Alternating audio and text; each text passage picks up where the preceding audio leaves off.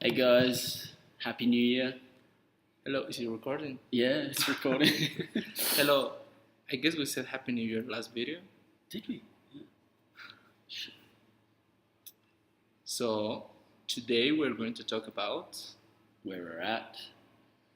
Where we're at funding wise, where we're at with investors, where we're at with the platform and how it all intertwines into one.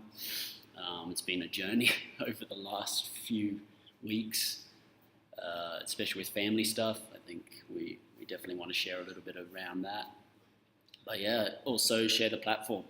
I mean, we've built a little bit more and we've been working and balancing and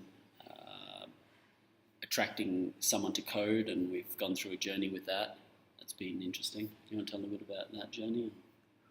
okay. Yeah, we want to be very honest, transparent of what we are doing, what is happening. Like we raised almost like a third of our goal, and It feels good. yes, but it's still like we're getting uh, that amount slowly. So we have to be very organized with that.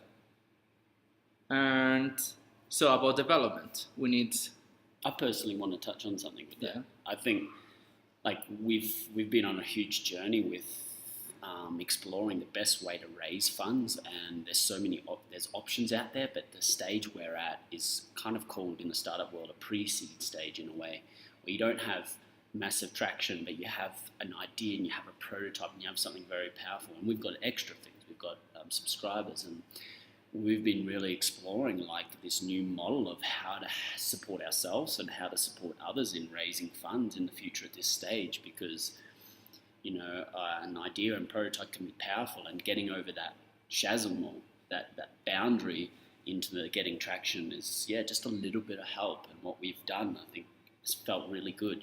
I think a third of the raise, and it's helping us. We don't need $500,000 right now, but we need that little bit. So yeah, we're also developing that in the back of our heads.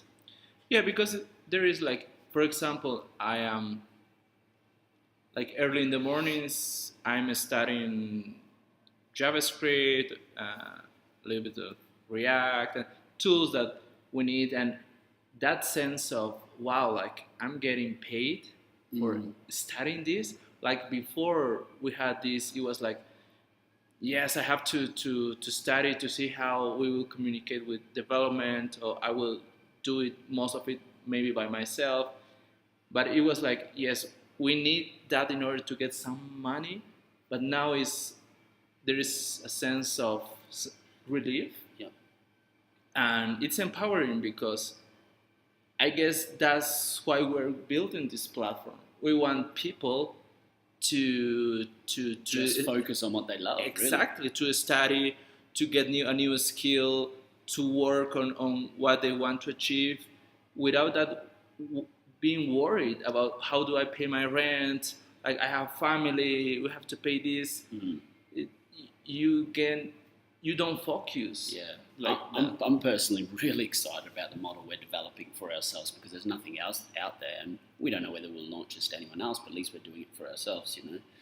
Raising the funds from friends and family and investors, and then there's a whole world of opportunities after this phase, like so many opportunities for funding, for connections, but there's not much in this ecosystem this pre-seed type of stage. So yeah.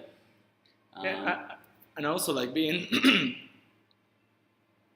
yeah, because we decided to be in this 100%, Yeah. and like this allow us to to be efficient, to actually provide quality in the work we do. Because for example, like yesterday I received like a news that I was studying for my Croatian citizenship that was supposed to be like in October last year, but they canceled. So now yesterday I received an email about that the citizenship test is going to be like next month. Yeah. So I had to decide, like really to decide. Yeah. And I said, No, because my mind will be like split in two, and we are totally committed on this. And there are so many, as you said, so many opportunities once you have traction to have start a visa at other places. So many opportunities if we focus 100% on this. Yeah, it's kind of we put a point on the spear and we can just focus on the point and it can help us if things start to get easier. Do you want to talk about that development a little bit? You were going to go into that. Well, yes, we have one of our co-founders is developer. He has a full-time job. In our last video, we said that he accepted to be full-time here, but then he had another thoughts, and because he has a family and he has responsibilities and he's committed to the project, but he thought it's not a good time now. Yeah. So we understood that. At the beginning it was very like emotional roller coaster. Yeah. But we totally support him, like in everything. And we adapted. Yes. We into a probably better model for where we're at, really. We tried to do an interview with a local developer, and we decided that we are going to do a mix of, yes, we have Alejandro, our co-founder, that is technical guidance. He has experience. Then myself, I am learning, since I have some basic knowledge of JavaScript, HTML, CSS, I'm exploring a little bit of React, the front-end framework that we will use. So with that, we will use a platform where we get access, it's called Code Mentor, where you get access to top developers. At an hourly rate. You pay by the hour, but I think like, if we are very efficient in blocks of 2 hours, let's say, like, and we exactly know what tasks we should do, like, maybe we are more efficient and we advance faster. So we will experiment with that.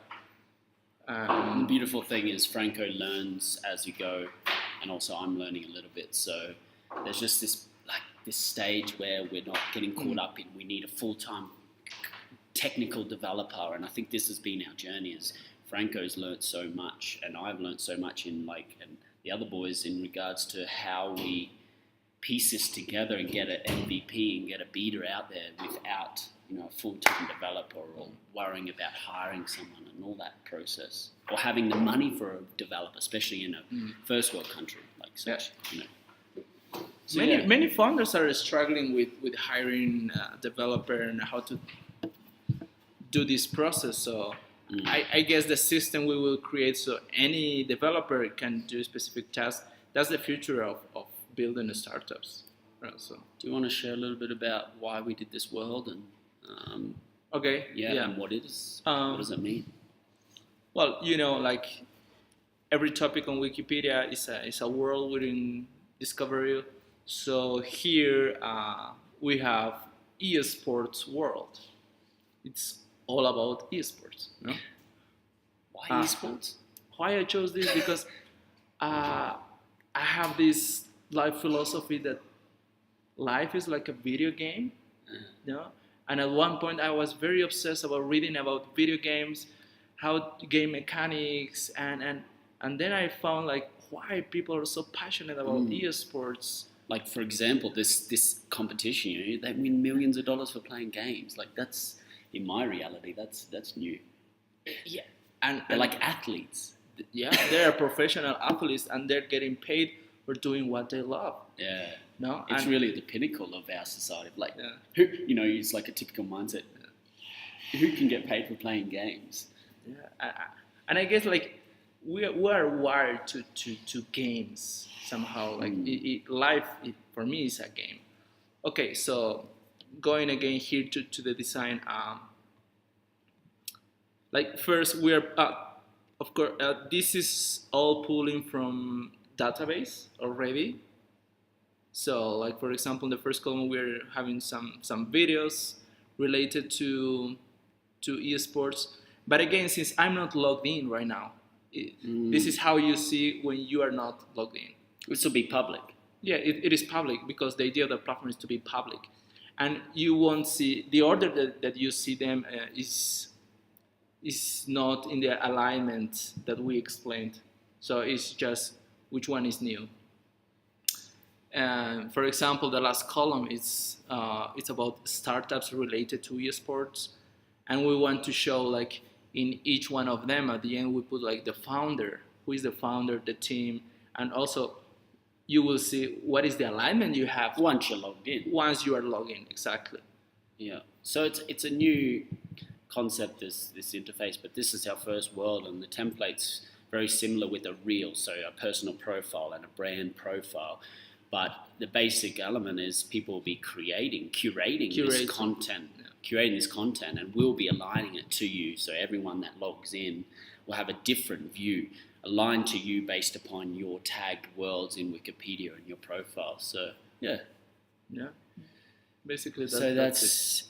And the beautiful thing with this is for anyone also building these sorts of tech companies is like we're building this template which can be used everywhere, throughout our platform. So it's, Franco shared with me, it's the growth is like this. Once we build something, we can just replicate a lot of it. So it's really, that's exciting, I think.